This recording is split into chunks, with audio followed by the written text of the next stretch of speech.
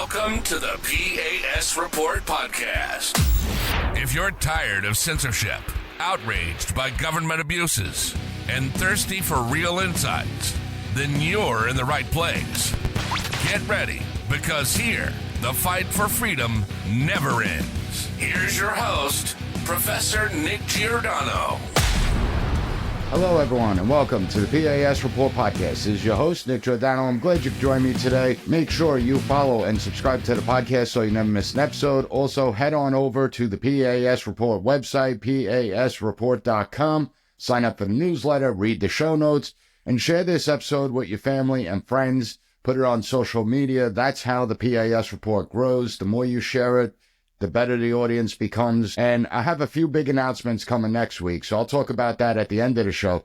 But for this week, I got a good episode lined up, right? It's extremely informative. There's a lot going on because I want to talk about politics. I want to talk about the economy, and I want to talk about how optics often translate into reality and policy, even if it is to our own detriment, even if it's to the detriment of the country. And I talk about this with my class often because public sentiment drives policy. Whether it makes sense or not, it doesn't matter. Whenever a new administration takes office, there's this honeymoon period, the first 100 days, when the public and the media give the president some leeway, some breathing room. But what happens when the honeymoon period ends and real policy changes take effect? So you have President Trump has made no secret of his intentions and policies when he was running. He ran on the idea of tariffs to balance trade. He ran on downsizing the federal bureaucracy, rooting out corruption. He ran on eliminating the waste, fraud, and abuse within the government. And I've been an outspoken critic of government waste for years. I remember when Senator Tom Colburn used to issue his pork report and read the waste on the Senate floor, and the amount of waste on stupid, useless government programs always astonished me. It's actually because of him I actually read the pork report in my classroom when I'm teaching. And I talk about the benefits and the drawbacks of this big, powerful bureaucracy that we have. But what's more shocking is that within the massive federal bureaucracy, nobody ever steps up and says, hey, this is dumb. This is a waste of taxpayer dollars. We shouldn't be funding this. And that tells you what you need to know. It tells you how the bureaucracy works, how the bureaucracy has been corrupted. And it's not just the bureaucrats. We see it in elected officials. They know about the waste, fraud, and abuse happening in Washington. They're not surprised by it. They've known about it for decades. And what have they done about it? Well, absolutely nothing. Some of them have been in office 10, 20, 30 years, and they still refuse to lift a finger to fix the problem. And that alone should tell you how broken the system is. They just allow this problem to metastasize. It's disgraceful. And we have to be honest about the fact that both political parties are at fault. Both got us to the point of an extremely bloated federal government where waste, fraud, and abuse go unchecked, where it's rampant. It's not just a Democrat or Republican problem. Both parties are to blame. Both have contributed to an out-of-control government where waste, it doesn't matter, and accountability is non-existent. And if we look at history, the only president in the 20th and 21st centuries who actually reduced the size and scope of the federal government was Dwight D. Eisenhower. That's it. Every administration since has expanded government. But the worst offenders, FDR, LBJ, George W. Bush, and Joe Biden. FDR expanded government control over the economy and society through his excessive regulation and the New Deal. You have LBJ, who created entitlement programs that fueled government dependency through his Great Society programs. George W. Bush gave us the surveillance state, using national security in 9/11 as a pretext, and now it erodes our civil liberties. And then you have Joe Biden, who ballooned federal spending to unprecedented levels, driving up historic highs as a percentage of GDP. And he was just auto-signing everything. But what's frustrating is that we've been warned for centuries about this, from George Washington to Ronald Reagan, even Bill Clinton. You know, the era of big government is over in his State of the Union address. Our leaders have cautioned against the dangers of an overgrown centralized government. It's not what the Founding Fathers wanted. You look at Thomas Jefferson, and he famously stated that I predict future happiness for Americans if they can prevent the government from wasting the labors of the people under the pretense of taking care of them. Jefferson understood this over 230 plus years ago. He understood the fundamental truth that government intervention, no matter how well-intentioned, is a threat to a free society. It'll always end in abuses and waste. And once government reaches a certain size, shrinking it back down becomes extraordinarily difficult because it will always resist being downsized. It's a block. The bigger the government gets, the harder it is to undo the damage without it affecting every aspect of our daily lives. And that's where the American people come in. Because Americans have long said they want smaller, leaner government. One that's less intrusive, less wasteful, more accountable to the people. And we now have a president that seems to be willing to do something about it, to take the bull by the horns. But here's the real test.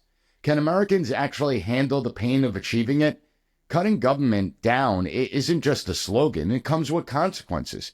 It's messy and it's ugly. It means layoffs in bloated agencies, reductions in government programs, canceling government contracts, which ultimately hurt contractors. And these contractors are individuals, they're small businesses, they're corporations. It means market disruptions as businesses have to adjust to new trade policies and you have economic uncertainty. And there's going to be turbulence in the market, especially before it begins to stabilize. So the question is, will Americans stay the course? Because it's easy to say you want to cut government, but doing it's a different issue. You know, you have to understand you have short-term pain that you're going to feel. And when things get a little too uncomfortable, the American people are going to change their mind. History has shown that when people start feeling the pinch, the opposition's going to exploit the frustrations. They're going to use fear and uncertainty. It's going to force the other side, in this case Republicans, who have long preached about reckless spending and limited government but did nothing about it, to become very weak. And in the end, the Uniparty will justify keeping the very system they once claimed they wanted to change. So that's the problem. And it isn't just about Trump's policies. It's about us. We have to look at this honestly. Do we have the resilience to see meaningful reform? Or are we too short-sighted to withstand the pain that's necessary to fix a broken system that's been around for decades? That's what this episode is going to focus on. And we're already seeing some of the effects play out in real time, especially when it comes to the markets, right? Uncertainty is the enemy of economic stability. And right now we have a lot of economic instability. Take tariffs, for instance. You know, one day the tariffs are set to go into effect. The next day, the administration decides it's going to delay the tariffs. Now, if tariffs are being postponed because progress is being made in negotiations with Mexico and Canada and other countries, that's one thing. But you have to have a consistent strategy. The market reacts negatively in uncertainty, so markets don't like it. And that's what we're seeing. We're seeing volatility. In just the past month, the Dow has dropped nearly 6%. It shed about 2,500 points. The Nasdaq is down over 11%, and the S&P is down about 7.5%. There's already talk about a possible recession because investor confidence is starting to waver. Businesses have to brace for economic shifts. But year to date, the Dow isn't bad. It's only down about 1.5%. The Nasdaq's down about 7.5%, and the S&P about 4.5%. Now, part of the drop isn't just about tariffs, it's about corporate earnings. Companies are warning that their earnings are going to take a hit. You have some companies that are going to see declining profits because of consumer sentiment. It's now shifting. You have people spending less money. Cost of living is going up. Others are struggling because they built their entire business model around government contracts. And this is one of the biggest untold stories in all of this. We don't talk enough about how companies rely on the government gravy train, how dependent they are, that they're not operating in a free market. They are completely dependent on taxpayer-funded contracts. And so now that the Department of Government Efficiency, DOGE, is cutting billions in spending, these companies are going to feel it. There's little doubt about it, and that's going to hurt their earnings. At the same time, you still have the inflation concerns, right? Prices on certain products, particularly eggs, continue to rise. You got the supply chain shifts. And there's real pressures that are felt by everyday Americans. Listen, Democrats lost in large part because of the economy. Americans vote with their wallets. And people don't think long term.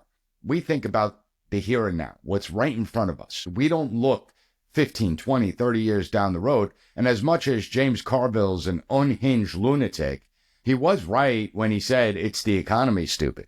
If people feel like their personal finances aren't improving or getting worse, politicians cape. Pressure mounts to stop the cuts, the spending keeps flowing, and we return back to the status quo. And the politicians, for decades, they've talked about the waste, fraud, and abuse. They all say they want to trim government excess, eliminate pointless spending programs, make agencies more efficient, but they haven't done a damn thing about it. Now it's actually happening. This is the first time in my lifetime, and probably all our lifetimes, that some of the politicians are actually supporting Trump in this effort. Unfortunately, you have others that are coming out there saying, we can't do this with a sledgehammer, we need a scalpel. But let's be real. These are the same people that created this bloated mess in the first place. They don't want real reform. They just want to preserve the system while pretending to fix it. That's what they want. I mean, listen, we need the sledgehammer approach. You got to rip the Band-Aid off at some point, because the reality is that the cuts are beginning. As of March 5th, the Doge website reports over $105 billion has been saved. More than 2,500 government contracts have been terminated. Over 3,500 grants have been eliminated. 750 government leases on buildings have been canceled. And these cuts affect every major department and agency, from the General Services Administration, the GSA, to the Department of Education, which may be on its final mission, the EPA, the State Department, so many more. So it's a big win, and a really big win was over $1 billion in DEI funding and contracts been canceled. That's a big win for taxpayers. The social justice grift is finally being dismantled. Dr. Stanley Ridgely and I spoke about this when we discussed his book, DEI Exposed, on Monday. And if you haven't listened to that episode, I suggest you do, because Dr. Ridgely provides some great insights. This is a good thing, and the American people are largely supportive of the cuts right now. However, you have the media, the Democrats, and even some Republicans that are beginning to spin this. Rather than celebrate the taxpayer savings, they're portraying these cuts as dangerous, as harmful. They're running stories about bureaucrats losing their jobs, about activists losing their government grants, about businesses who can't survive without the federal bureaucracy, without the federal contracts. And if you turn on CNN or MSNBC, you're going to see protests against these cuts. But these protests aren't organic. They are organized and coordinated by the left-wing activist ecosystem. These people don't care about efficiency or responsible spending.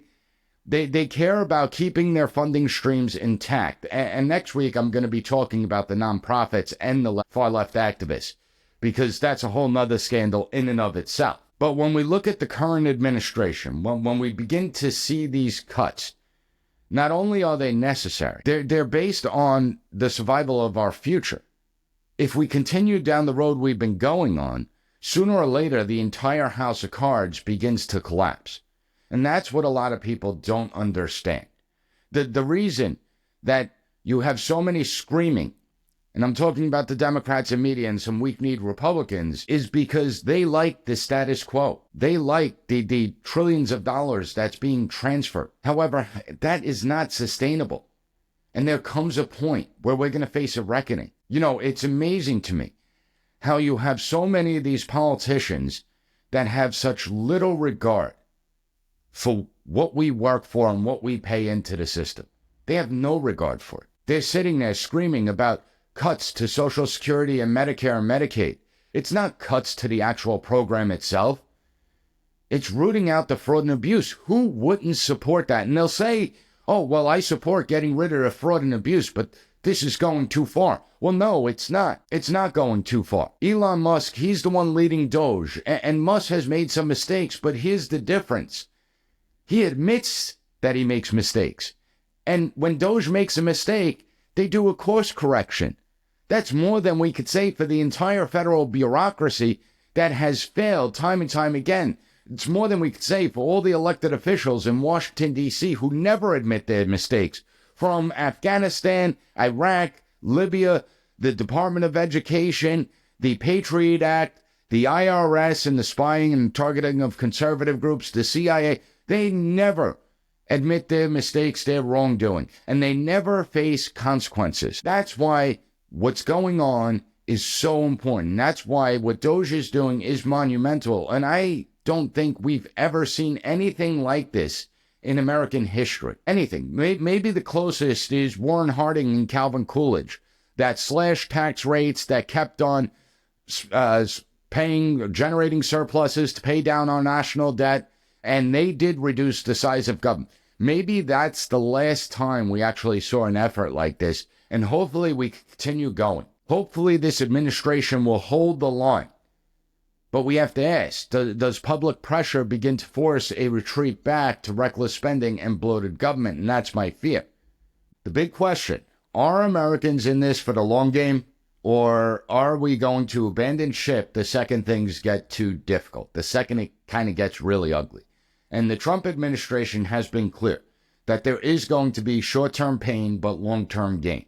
The argument is that these tariffs, the budget cuts, the reductions in government waste will ultimately strengthen the economy and restore American sovereignty.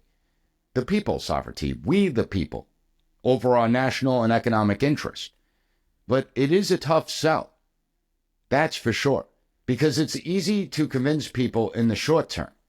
But what happens if it drags on for a year or two? What happens if job losses start piling up, both from the government sector because of layoffs and the private sector because they're dependent on the government sector? What happens when the market continues to decline, or when the media bombards the public with stories of suffering and economic hardship? I mean, just look at it right now. You have almost every single far left network in grocery stores because of the price of eggs. Where were they for 4 years? Where were they under the Biden administration? That's what I would like to know. Because I don't remember seeing them. Instead, I remember them saying that this is the best economy ever. We just don't know it. That Biden is the best president ever. The best Biden ever, period. That's what Joe Scarborough said. So as Americans are bombarded with these stories, are they going to fall victim to the far left narrative? Are they going to fall victim? Or will they rise up and say, no, this is what we voted for. This is what we supported. We wanted a bull in the china shop. We wanted to shake things up. And then the question becomes, what will Trump do? He's in a unique position. And I don't think anyone can predict what he's going to do. He can't run for re-election. And that means he has a choice. He can double down and focus on cementing his legacy because he knows he doesn't have to cater to voters anymore. He knows he doesn't have to cater to public opinion. And he could be the first president since Bill Clinton to have a balanced budget. That would be huge. Imagine he starts generating a surplus and using some of that surplus to pay down the national debt, which obviously should be done. You know, a lot of Republicans that even talk about balancing the budget, they talk about it, oh, well, in 10 years, in 15 years, we got to create a plan to balance a budget in 10 to 15 years. You can't predict what's going to happen in 10 to 15 years. If you create a budget today that's going out 10 years, well, what happens in year 5 if there's a war? What happens in year 6 if there's an economic downturn? What happens in year 7 if there's a pandemic? So whenever they say we're going to plan a budget for 10 years out, that's just lunacy. It's never going to work. You need to do it now. You need to do it within the next couple of years.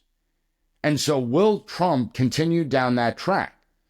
Or is he going to bend to political pressure?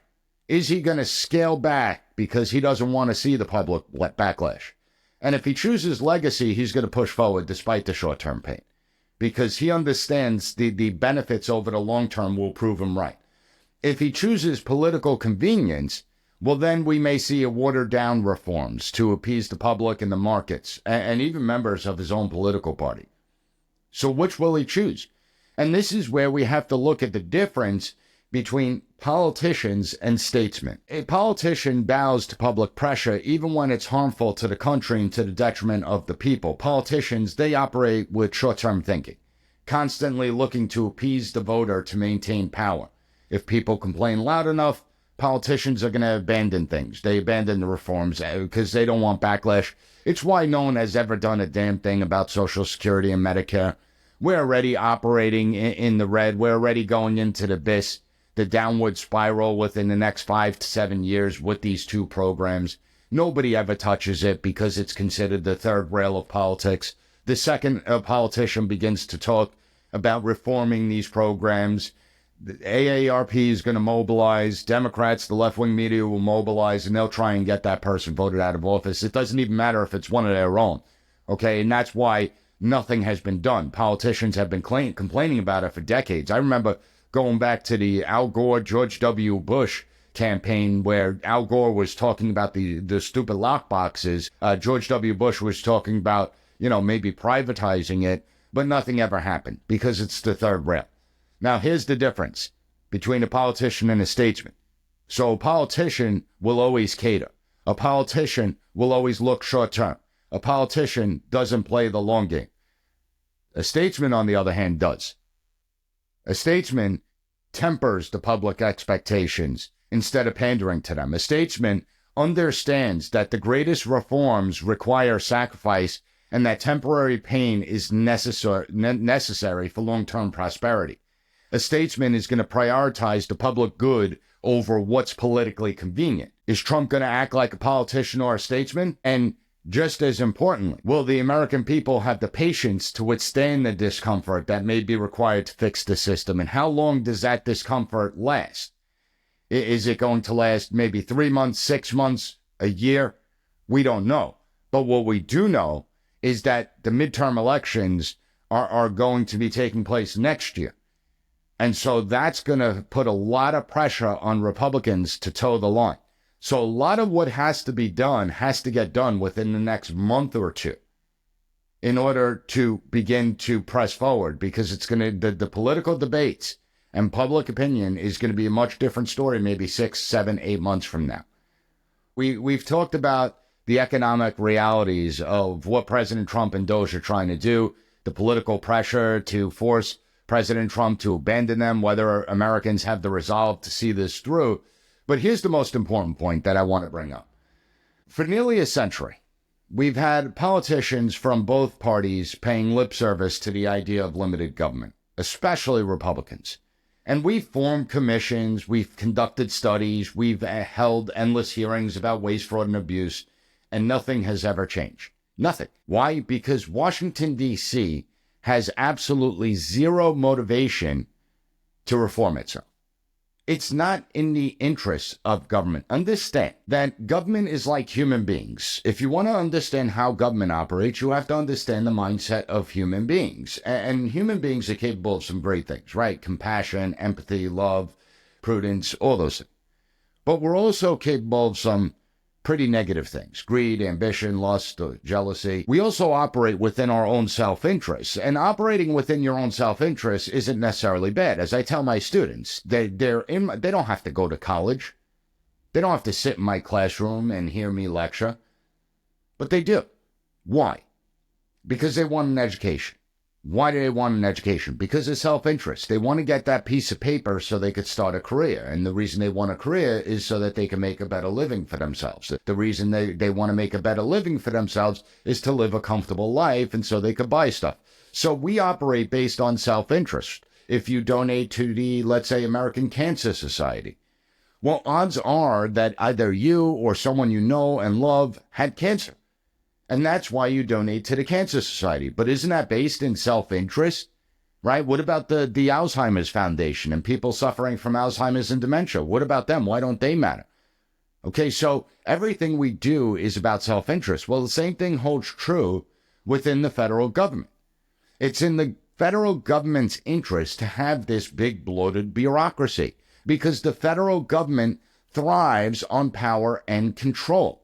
The federal government has expanded its reach into nearly every aspect of American life. And it's very difficult to remove those tentacles. Our economy, our schools, our businesses, our communities, our families, our places of worship have all been impacted by this federal bureaucracy. This isn't how the system was designed to function, and the founders intended power to rest with the states, but more importantly, to rest with the people themselves. But over the years, we've failed because we've allowed Washington to grow into an all-powerful Leviathan. Every new agency, every new program, every expansion of bureaucracy is going to further strip power away from the people. As Reagan said in his farewell address, as government expands, liberty contracts. And every time a politician attempts to rein it in or calls to rein it in, You have some, very few, that actually live by what they say, the Senator Rand Pauls of the world. But most of them, they'll preach about the concepts of limited government, but once they get into office, once they get into positions of power, they either ignore the problem, they don't bring it up anymore, or they ultimately back down because of all the special interests involved in it. Now, for the first time in modern history, we actually have a real opportunity to reverse this. This is the first time. You have the Trump administration, who is actually cutting wasteful programs, canceling government contracts that are completely useless and enrich far-left political groups. You have the government eliminating unnecessary federal positions. You saw massive government expansion under the last administration. We're still spending at COVID levels when there's no pandemic. It's completely out of control. And so now you have someone tackling it. And yes, it will be painful, but reform doesn't happen without sacrifice. We have to make sacrifices. If we retreat now, if we allow the media, the Democrats, and weak Republicans to scare everyone into reversing course, we will never have this chance again. And it's why you have to stay informed. The media is going to lie. They're going to distort. They're going to manipulate. I encourage you, seek out primary sources, seek out independent voice that actually tell the truth. Subscribe and share the P.A.S. Report podcast, because this will inform them. But it goes beyond staying informed. We have to hold politicians accountable. Do not let them cave to the pressure. Demand that they stand firm on government cuts and reforms. And for those politicians that do, you have to stick with them. You have to praise them publicly. Stick with the elected officials that actually live up to their commitment. Too often, we ignore the politicians that are actually statesmen, that are actually doing their job. And then we have to fight, right? We have to share factual information. We have to challenge the false narratives, call out the BS. We have to make our voices heard. And we have vehicles to do that with social media, the town squares of the 21st century. We may never get back to what the founders truly envisioned. I'm not naive. We're not going to get back to a truly limited government. But we have one shot to at least restore some sense of balance, to at least try and rein in some of the federal government's overreach. And if we let this moment slip away, we're not going to get another chance. And worse, we're going to risk cementing a system where bureaucrats and career politicians hold unchecked power and control over our lives. That's the part that really burns me up. So we have to get this done, regardless of the short-term pain that we feel. And people will say, well, he's doing too much at once, that we need to move slower. Why? Why do we need to move slower? Because all we're going to do is kick the can down the road until it's too late. Why not rip the Band-Aid off now and deal with the problems now, as opposed to leaving it to our children? We have to fix this. We don't have a choice. Now, if you found the content of this episode informative, please give the P.A.S. Report a 5-star rating. Take 30 seconds to write a review for Apple Podcasts, Spotify, and any other podcast platform that allows it. More importantly, subscribe and share this episode with others, and visit the P.A.S. Report website, pasreport.com. Now, I told you at the beginning of the show, next week, I have a couple of important announcements that you are not going to want to miss, so make sure that you tune in on Monday for another great episode of the P.A.S. Report podcast. And until then, stay safe. Thank you for listening to the P.A.S. Report. Don't forget to rate, share, and hit that subscribe button. That way you'll never miss an episode. For more exclusive content and updates, visit us at PASreport.com and follow Professor Giordano on all social media platforms at P.A.S. Report.